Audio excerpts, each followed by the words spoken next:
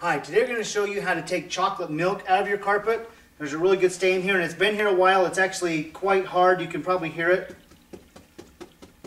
It's not just been spilled on. You can see it's pretty dry.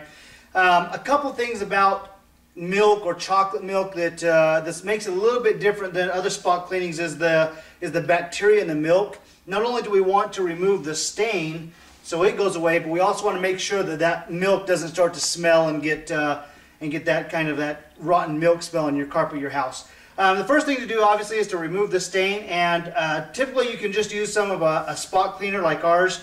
Again, ours is a non-soap cleaner, so you can put it right on the stain, blot it up, walk away, and not have to worry about any residues being in the carpet. So I'm just going to go ahead and treat this chocolate milk here with some of just our spot cleaner. And it looks like it was a pretty good amount, so I'm going to give it a little extra. Now I'm just going to let it sit in there for a minute. You just rub it in. You can get something to agitate it with. You don't have to use your finger. This is completely safe and non-toxic, so it's not going to hurt you. If you do, you just want to do that. There's a little bit right there I didn't get. But just kind of work it in a little bit. And then you can either just take something as simple as a cloth or a rag and blot it out with, or if you've got like a little carpet machine you can extract or suck it out with, you can do that too. But I'm just going to use a rag here just to make it really simple. And you can see it coming off on the rag really good.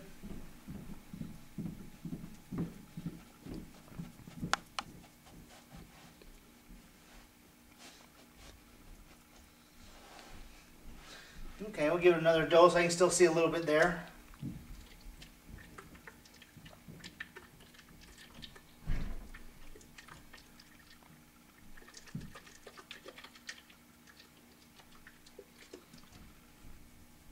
And again, we'll just kind of work it in a little bit.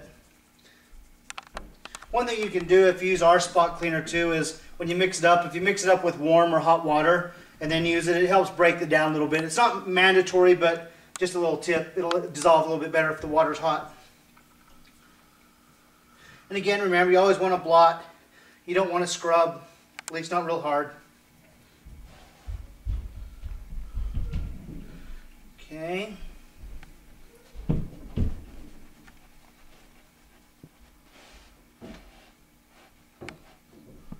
You just kind of keep going until no more comes off on the rag, and then you know you've got it all.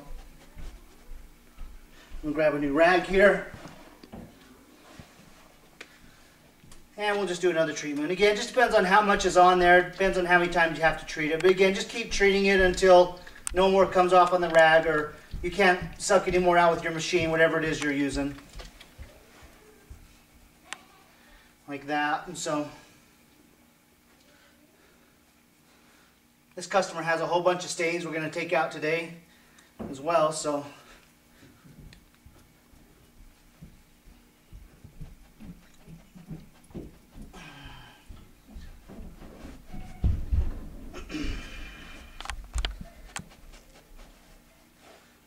okay, I think we got it. I don't think much more is coming up. Yeah, that's pretty good. Okay, so now the stain is completely gone. Now there's a couple other things with chocolate milk that you may occur. First of all, I have seen actually, or if it's sometimes chocolate milk or just chocolate itself, where it actually kind of has a little bit of a, once you clean it out, it'll have like a kind of a red tint to it, and it actually kind of stains. You may not be able to get it out. If that's the case, and you clean it and you just can't get it any more to come out, and there's still kind of a chocolate or reddish color stain, you can use some of our Stain Magic or our Red Relief product that's on the website. That'll actually take it out. But the other thing you want to do, especially with milk, is we want to treat it with something that's going to kill that bacteria in the milk. And for that, I'm just going to use some of our disinfectant deodorizer. And all I'm going to do is just take this and spray it on. Okay, and you want to put on a pretty good amount and let it soak all the way through. Okay, because remember, where the bacteria is gonna grow is down in the backing and in the pad of the carpet. Okay, the fibers up here really probably won't be affected much, but it's down here is where you want to make sure you get that disinfectant deodorizer. So it goes all the way down through the fiber, into the backing, and into the pad, so it actually kills that bacteria. And this does have, our disinfectant deodorizer does have an antimicrobial in it, so that will actually kill those bacteria of that milk, and it won't cause any smells, okay? So I'm just going to give this a really heavy dose, okay? I'm going to make sure you can even put it right down in there like this, and make sure that it goes all the way through that backing and into the pad, okay? However you want to do it. Okay, and then you're going to want to let this sit on there for the recommended amount of time. Usually, and it says here on the label, but you want to let it sit on there for a minimum of maybe 15 to 20 minutes. Now, you can just leave it on there and walk away. That's perfectly fine. Personally, I like to, once it's set on there the recommended amount of time, I'll just come down again with the cloth and blot it up, take a little bit of my spot cleaner, and then just kind of rinse it out. Now, this is not required to rinse it. I like it just so that I know that it's kind of rinsed out. It's as clean as it can get. There's no more gunk in it. So I like to just kind of do a little quick rinse on it. But again, you don't have to do that if you don't want to. Okay? But again, you'll want to let this sit on there for a little while before you rinse or blot it out, even overnight or whatever. But again, if that's how you want to treat milk or chocolate milk, go ahead and clean it first.